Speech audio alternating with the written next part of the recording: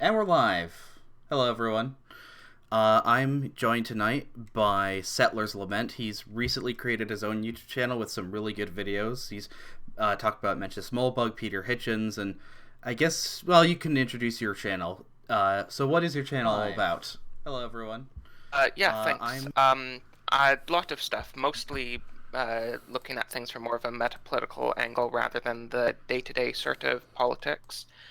Um, and yeah, I try to look at things from a sort of traditional conservative angle. Um, and yeah, that's sorry, I'm very not great No, at speaking. it's fine. Um, But but yes, I'm Canadian, though it isn't really mostly about Canadian politics.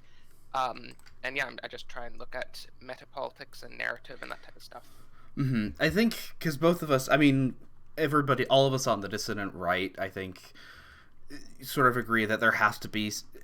I think the biggest thing that's blocking off a lot of people from moving forward or understanding exactly why a lot of these things are happening, like why is it that why conservatives are like, well, how do we get from drag queens or from gay marriage to drag queen story hour, and why is it that this is now considered a conservative value? And I think it's people have been sort of conditioned to accept this very, very limited framework, this very limited mindset about how politics is run, which is basically just us operating on the post-war consensus after World War II, wherein liberal democracy good, social liberalism good, free market economics good.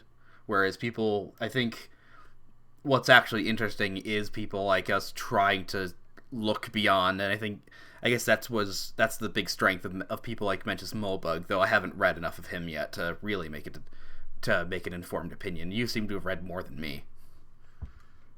Yeah, I've read his main stuff. I um, I have an extremely obsessive personality, so I'll Me too.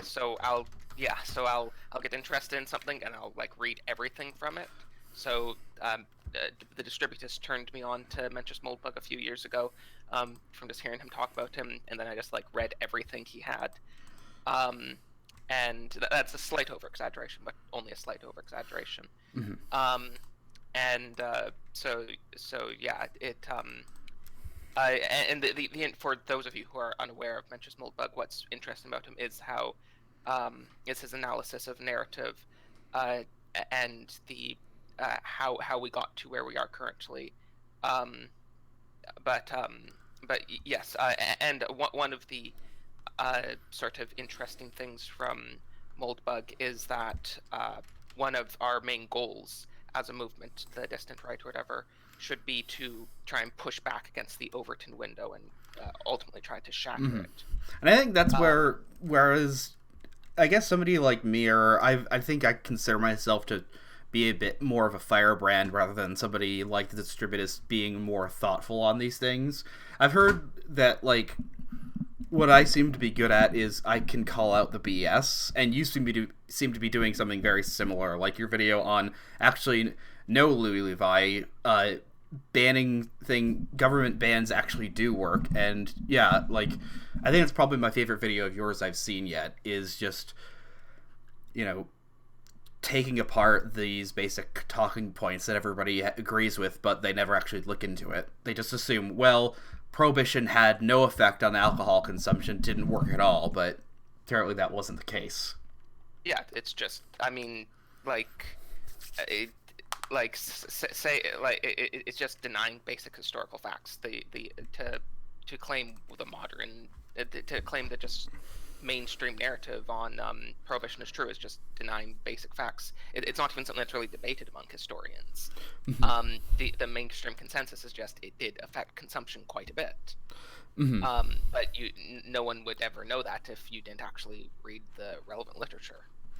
Mm-hmm. Um, but but yeah, so yeah, that is one of the things that I'm trying to do with my channel is push back against, or preferably shatter, sort of modern mythologies.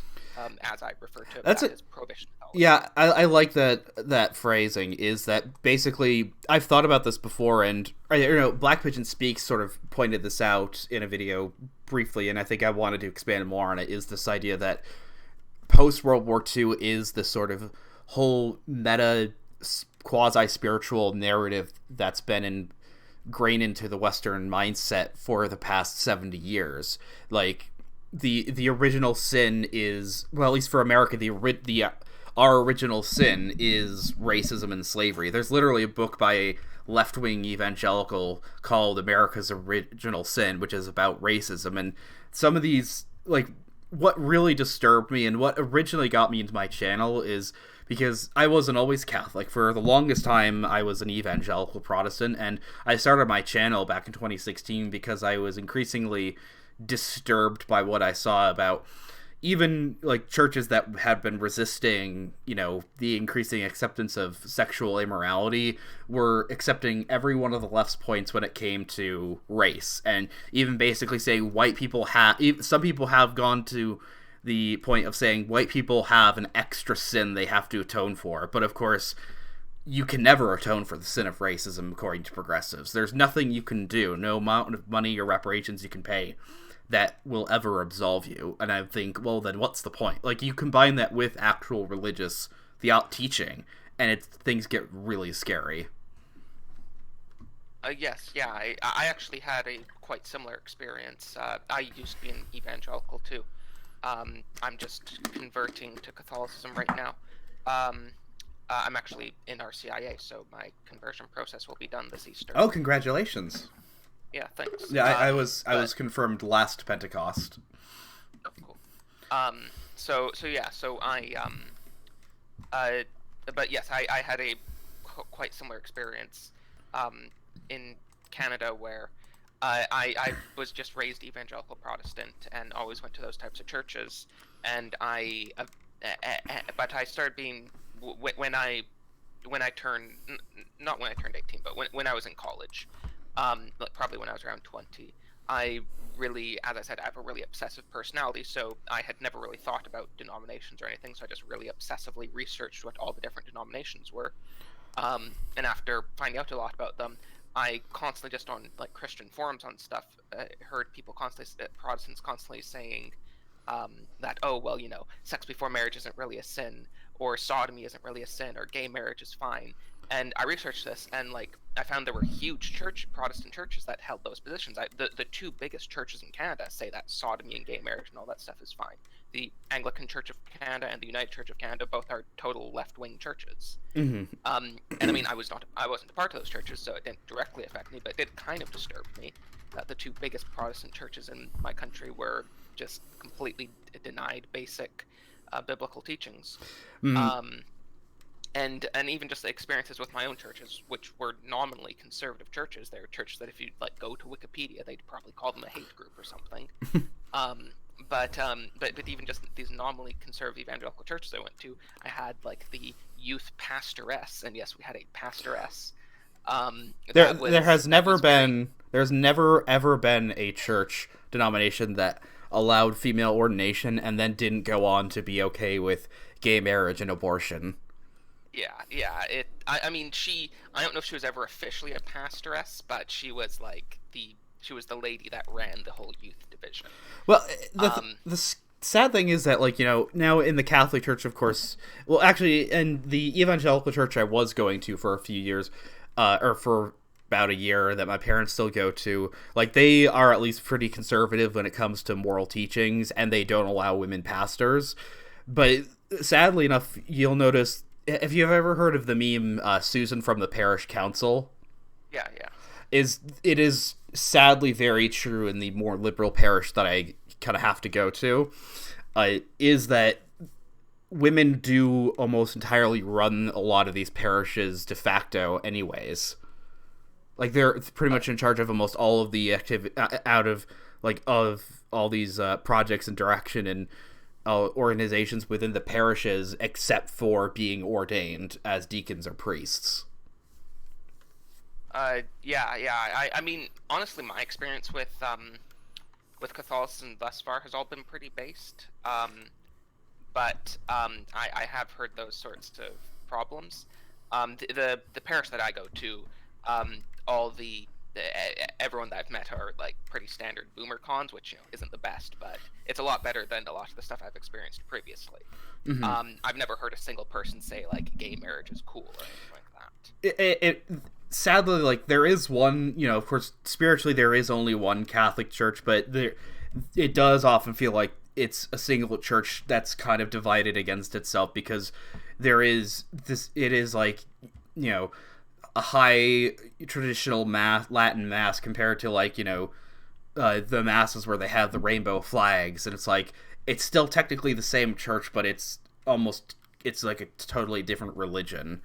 And something I've noticed, and something I never managed to call this out, is, if you have ever, I'm sure as a former evangelical, that often they will throw around the term just religion as a general derogatory term against anything spiritually they don't like. And Yeah. I came to the conclusion, well, actually, it's really just them getting away with saying we hate anything that reminds us of Catholicism. Yes, yeah, I've noticed that. Um, but but yes, and that pastoress lady that I was talking about, like she was trying, she got us to read this book that was talking about how black people do Christianity better than white people. I'm not even joking. That's literally what the book was about. It was saying black people in America have experienced real suffering, and white people haven't. So black people know what Christianity is about. And also, the guy was very clearly, he didn't say it directly, but he very clearly was saying that like sodomy and gay marriage and stuff was all cool. Well, one thing that, like, I also didn't like, and a lot of this came from the fact that the biggest Protestant denomination in the U.S., the Southern Baptist Convention, which is pretty conservative on everything else, is a lot of this has to do with, like, these conservative Southern evangelical boomers who still feel all this white guilt because of stuff that happened in the 50s and 60s, and it's like still clinging on to today. But thankfully, I have noticed it does exist to a degree in Catholicism, but it is something I'm happy I don't have to deal with anymore.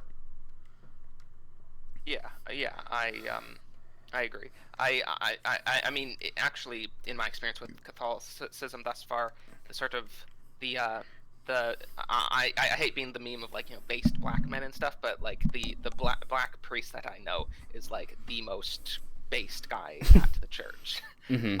And it usually it's why I so want Robert Cardinal Seurat. I recently picked up his latest book, The Day Is Now Far Spent, which is really good so far.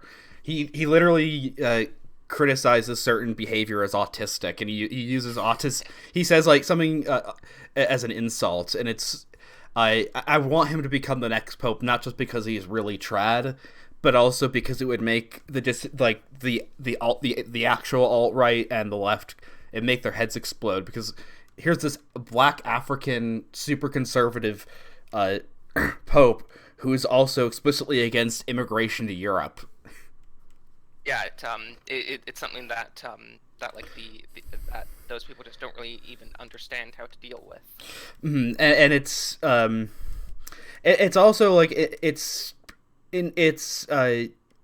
how do I say it? It's genuinely like sort of nice to hear it's refreshing to hear some voice, even if it is an African bishop, ironically being the one trying to help restore Western Christendom, probably because he understands how good it is compared to the other civilizations. Because it seems like a lot of the movement in a lot of the emphasis on church growth in both Protestant and Catholic churches is basically, well, we can't, Europe is completely lost, and we should just accept that, white people are just not going to be in Christendom anymore, because we can't like reconvert Europe, and they basically don't even try to, like, in Germany, which is of course experiencing massive secularization, and it sadly has one of the most notoriously left-wing clergy, like in their recent synod, which is a word I've grown to hate, because I've never in the modern day, I've never had seen a church synod that was ever led to anything good. Um, like they're like, well, they're like, well, we fully recognize that we're rapidly losing church membership, but let's talk about women's ordination and blessing same-sex marriages. Yeah. Yeah. Sorry that that was that I tend to ramble, but I think that my point being is there has to be in Christianity a at least effort to try and save the West, because based African Christians are one thing, but you can't just give up on where Christendom came from. Yes, yeah, I agree. In the most recent years, things are at least looking a little bit up, on the political front in Europe, at least. You know, as Salvini's incredibly popular. Most of Eastern Europe has pretty based governments.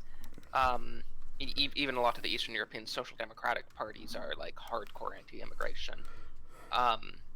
But it's still difficult to know how things will turn out exactly. Mm-hmm.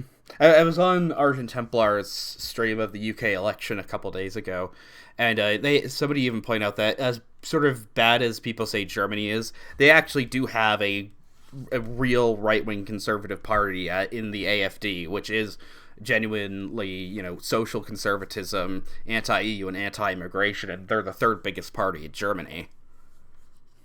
Yeah. But I mean, a lot of that comes down to, I think, proportional representation. That the electoral system they have in the UK, and in Canada and the US for that matter, has prevented any sort of dissident movements from gaining any real power. Mm-hmm. You pointed that out, and I also heard this from the stream. Wasn't Peter Hitchens' plan basically he wanted to help destroy the Conservative Party so an actual conservative movement could be born?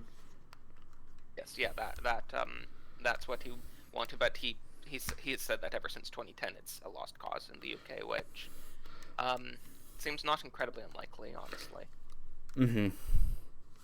Mm-hmm.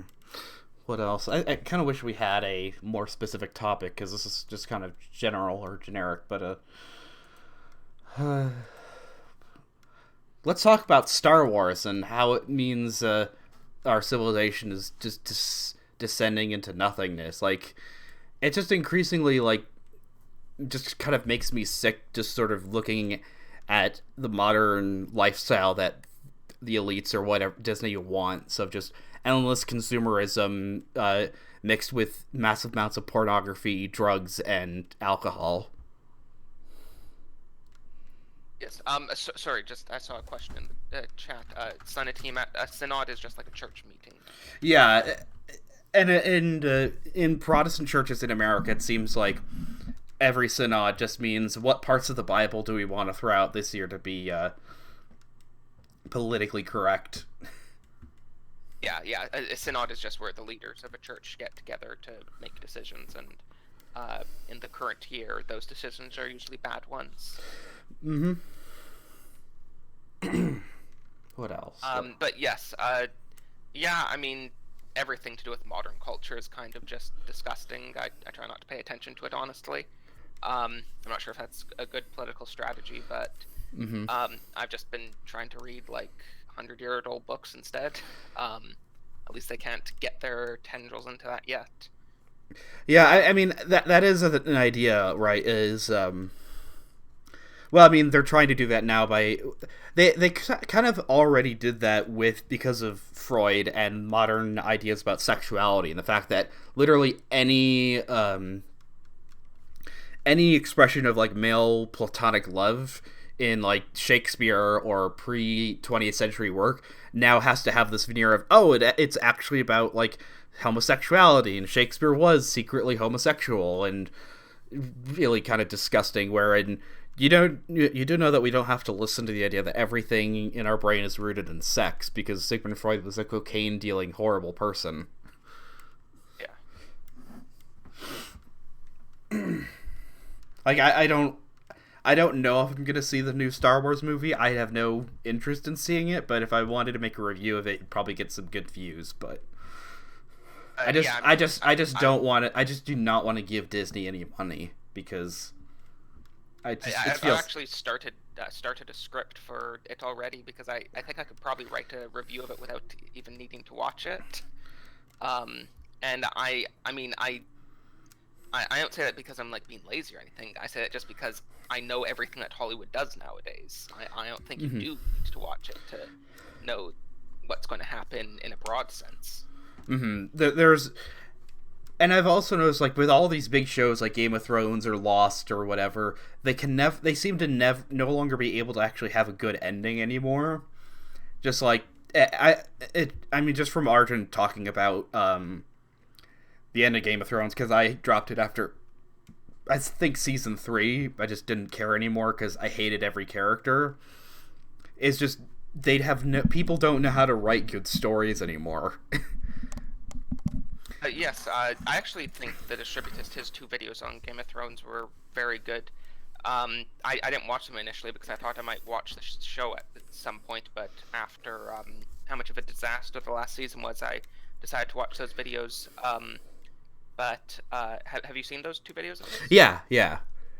Yeah, I can't recall the whole thing off the top of my head, but just that the left nowadays just don't have the tools necessary to construct a heroic narrative the Because way that done in the past. they're totally separate from any sort of spirituality or Yeah. again I loved in Arjun's like his response, his like video where he's watching the trailer for the new Star Wars, and like whenever they just said may the force be with you, and he's just like, and with your spirit, and it's just like that's a fun approach. But I've thought about this is that to me, I think one of the reasons why stories are all awful, it seems modern pop culture has really boring stories, is I think about this is in the modern world there's only 2 types of stories you can really tell.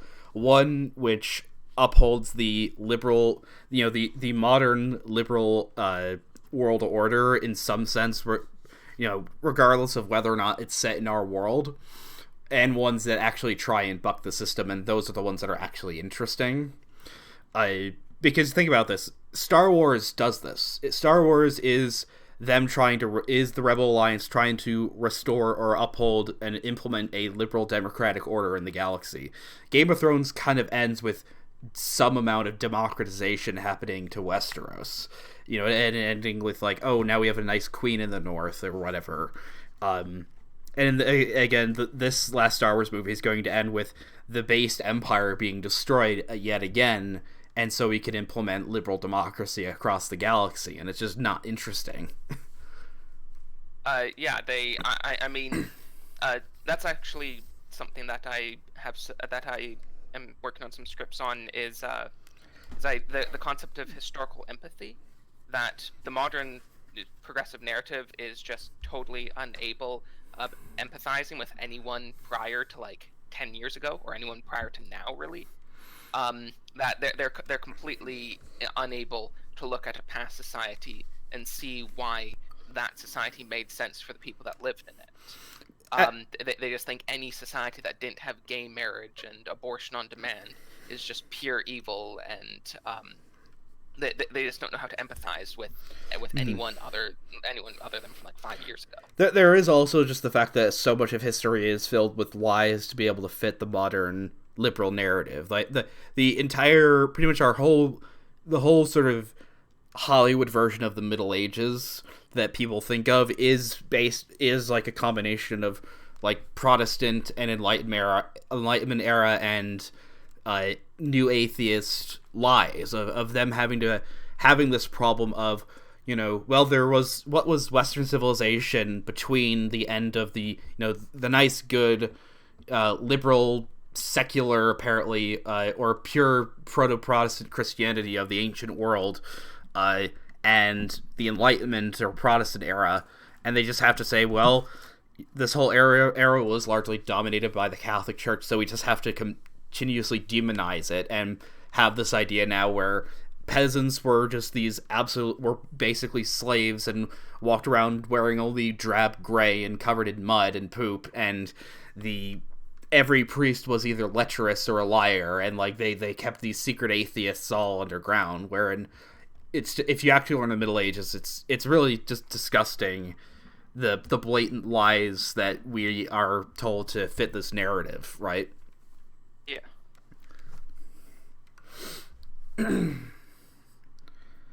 Yeah, Sadatima, I do like the idea of an elective monarchy in a very large, more diverse area. I think decentralization is one of the ways you can deal with the problem of diversity.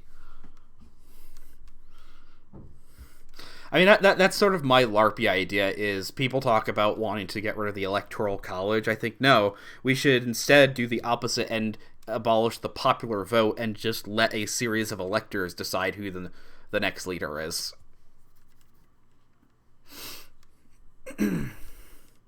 But this does sort of bring me to the problem of identity. Is for me, especially, even though I am the descendant of, like, I if anybody has a good claim to being an ethnic American, it's me, of having the vast majority of my ancestors being from England and came to America in the 1600s.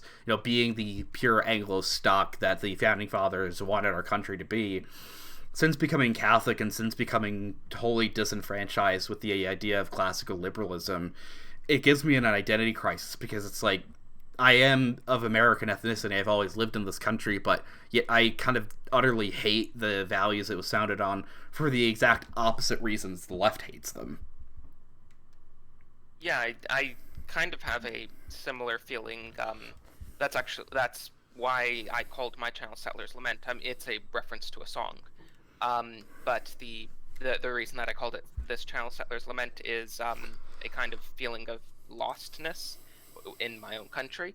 That I'm Canadian, but I don't really feel like I belong here. And any Canada that I would have wanted to be a part of feels like it's already long dead. Mm-hmm. Yeah, me too. It's like, it is this problem of, I'm in sort of the heart of the beast, right? I'm in sort of the heart of the country that has sort of led the world into its current state as the superpower, because of America's massive economic, military, and cultural influence over the world. It's just and I don't want to have to hate this entire country's culture, but it just so much of it has done so much damage to the world. Yeah. No, I mean, not like Moby Dick or Herman Melville, or I recently saw the movie. The last movie I saw was The Lighthouse, which is this whole. Have you seen it? No. It's this really, really good horror movie, just about these two guys stuck in a lighthouse. It's in black and white, and it's got a much. I can't remember the aspect ratio, but it's just them in a lighthouse in the late 1800s going crazy. Because of cabin fever, and it's super inspired by Herman Melville, and it's it seems to touch on an actual American culture, as opposed to just Hollywood hamburgers and whatever degeneracy we have now. It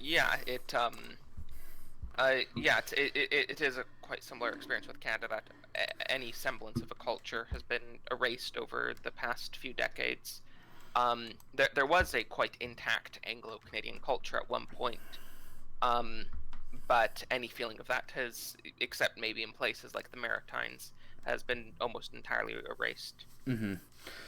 I mean, to the point in which, I think English Americans still make up a huge number of European descendants, but you could almost make the argument that this country is many separate countries, and I think what I would want is either, if some sort of, say, if America could eventually be turned into a new HRE, or a new thing that is trying to lead the world in a different direction than where it's leading them now, but if we continue, which seems likely, to keep spreading endless liberalism, I think then it'd be better if the whole thing was dismantled.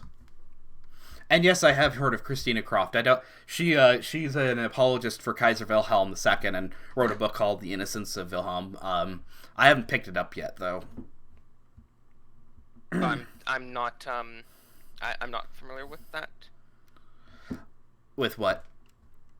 With that woman. Oh, she's a British writer, a history writer, or author, writer, whatever. But yeah, back to that. I just think that in a way, it just seems like we keep on pushing mass immigration, or the whole liberal ideology, and even the idea of white people is a very American idea. Since like I hate the idea of white nationalism in the sense that like, oh, all white people are apparently now the same. Yeah, it erases the sort of existing ethnicities and cultures. Mm-hmm. Like what's I think Ireland is the best example of this was on the stream a few nights ago, was basically the left is using, I think the elites seem to be people like George Soros are using Ireland as like their as sort of their best example of propaganda of how quickly they can destroy a country.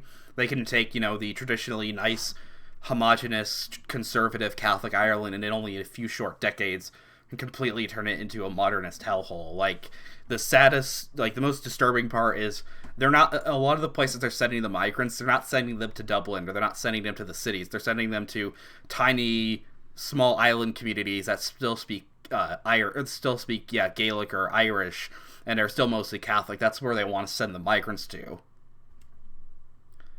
Yeah.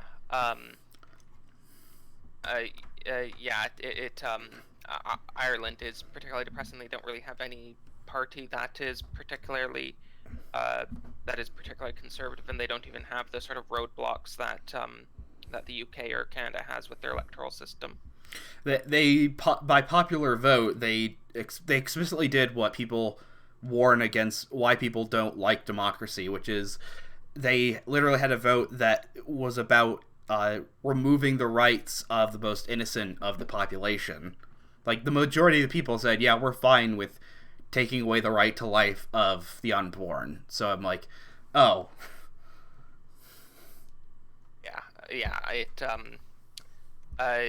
It's quite depressing, the current state. I mean, honestly, I'm such a eternal Anglo that I'm a unionist. I'd prefer if Ireland never left the Union to begin with. But I know that will probably trigger a few people. Go ahead. I mean, I used to kind of grudgingly accept the Republic because, they were more socially conservative than the UK. But now they don't even have that going for them. I said this is like, Ireland lost their independence when they put down the rosaries when picking up their rifles. Like, yeah, they got their independence from the UK, but they became slaves to, well, sin and the European Union. I mean, I think it'd be cool if you just saw a much more loose confederation in Britain of more independence to Wales, England, and Scotland, and Ireland. Because, like, I would love it. I'd be perfectly happy if, say, the United Kingdom broke apart, but if it meant that English culture could survive. Yes, so basically sacrifice the empire to save the nation. Yeah. I mean, I'd be happy to accept that. I mean, it doesn't seem like any part of the UK is going to survive at the current rate.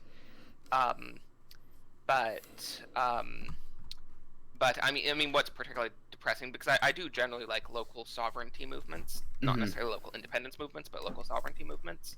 But all the Welsh and Scottish nationalism is almost purely, left wing. It is, quote unquote, nationalism. Like, I mean, I don't know if you saw this picture, but there was one particularly depressing. I mean, not depressing. Diverse and inspiring picture from Wales in this past election, which I of course fully endorse, was one of the Welsh nationalist quote unquote candidates was a woman in a niqab, and just stunning and brave. I mean, this is the thing. I think she actually had to step down because of quote unquote anti-Semitism. Yeah, which, like, that's like the most stupid reason. Like, that's just I know that this would get. I mean, even the fact that you're not allowed to talk about it should show you what is the problem with anti-Semitism, right? That you're like the president recently just signed I think it was an executive order saying, like, explicitly making Jews a protected class in on college campuses. And the thing that's most disturbing is like the conservatives always talk about free speech, but they were completely silent when now multiple laws have been passed that basically will withdraw funding from an organization if it does not explicitly support Israel. Yeah. And the thing is, it's like the distributors made a great point on this. Is I'm perfectly happy to support Israel if we're allowed to adopt their immigration policies. Because isn't it bizarre that like Israel, which has apparently banned pornography and has closed borders to non-Jews, is yet like anybody that would support that in the West, conservative people that would call themselves conservatives would say that that's evil and racist. But it's perfectly fine when Israel does it. Yeah. Now, of course, that makes me a Nazi, doesn't it? Yeah, I mean, even the left in Israel is far to the right of the mainstream in most Western countries. Mm-hmm. Oh yeah, Son of Tiamat says Scottish nationals are living oxymoron. They want independence from the UK, but want to remain in the EU. Yeah, that's basically that's basically the absolute state of Scottish nationalism. Mm-hmm. What else? I mean, I'm fine with this being a short stream. I just wish we had a more specific topic. Is there anything you'd want to talk about? Not in particular, really. Oh, I was hoping you had something. Yeah. Sorry, I'm bad at thinking on my feet. You and me both. You're a man after my own heart. We seem to be quite similar in our mindset. Yeah. Oh, something I've talked about is what do you think about this idea that like I'm trying to get really into the Advent season rather than the Christmas season, because first off, Christmas doesn't start until of course the 25th and the 12 days after that. It's Advent season right now, and I found like the whole sort of Hallmark coziness about Christmas is a time about family and togetherness is like as nice as they can be, it's like I think the reason I hate the Christmas season is it's not because it's commercialized, it's because it's saccharine and it's overly sappy. I just kind of find that so kind of fake and like coddling. Yeah, I agree. Hallmark has been worse for Christmas than Walmart. Just don't tell my mom that. Yeah. Yeah, I largely agree. This being the first year that I've gone to mass every Sunday for being Catholic. Mm-hmm. It is a bit of a new experience. In the where at Protestant churches they talk about like Jesus in the manger and stuff. Where at mass I'm hearing about the end times.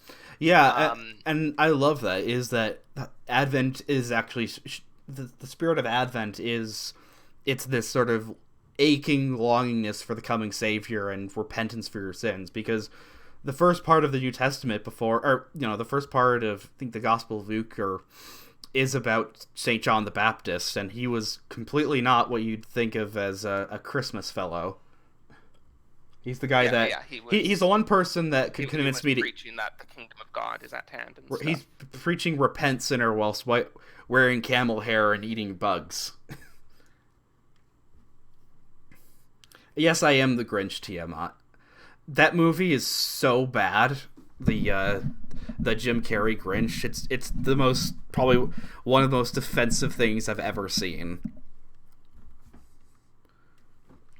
It's been a long time since I've seen that. But people seem to really like that movie, and like I can't watch Christmas movies with my family anymore because I've seen them so many times and I just find them really bad. But yeah, I think one problem is that like because I'll be moving out soon from my parents' house, and once I get a full job, like I think I'm probably going to change my mindset. But as it stands, like it does feel odd, like because I tweeted out saying like if I would be perfectly happy with us going into another depression, a global depression, if it meant, like, say, the Gaelic language could be saved from extinction, or if it meant that Germans, I would be okay never having to see another year of GDP growth if it meant Germans don't have to be replaced. And the problem, though, is, of course, like, if you actually are earning money for a living and trying to support a family, that's not really how you act. But I still think it is important to understanding, like, it is odd trying to convince people, basic conservatives that, what is it? That culture is more important than economics. Yeah, that's very true. My favorite Christmas. My favorite Christmas movie is either Christmas Story or Christmas Vacation, or Gremlin. No, Gremlins. Gremlins is a great Christmas movie. Anyway, sorry for interrupting. No worries. I mean, my favorite Christmas movie is probably A Christmas Carol. Even though I know that's kind of which one? Victorian. One of the ones from the 1930s. I think it was one of the black and white ones. Okay. I'd know it if I saw it, but I can't remember what it is off the top of my head. Haven't seen it. The one I remember growing up with the most is the Mickey Mouse one. But I loved somebody I know, Normie Gardner, basically talked about how we've lost the real meaning of A Christmas Carol is God or the spirits warning against usury and saying if you're a user, because that's basically what Scrooge, I keep wanting to call him Scrooge McDuck, Ebenezer Scrooge is he's basically a usurious banker. And of course it is amazing, like, how much, even though that's just something that's taken for granted in the modern world, how much just Christ and the ancients or the medievals thought usury was arguably the worst sin you could commit. Yeah, it is interesting that those types of things are barely even talked about nowadays. Mm-hmm. But is there anything else? Because I think we're running out of stuff. I mean, I'd love to have you on again or go onto your channel, because I think we have a similar mindset. Yeah, no, I think it's been 40-something minutes. I think it's a decent place to end off. Mm-hmm. So anything else you want to wrap up on, or? Not really. Just, ask everyone to please check out my channel. And yeah, his videos are really good, despite him just starting. Please subscribe. Yeah, thanks. It was really. No, sorry. Yeah, no. Just, I'm sure there'll be a link in the description, and yeah. Thanks, everyone. Yep. Everyone, have a good night. Just let me turn this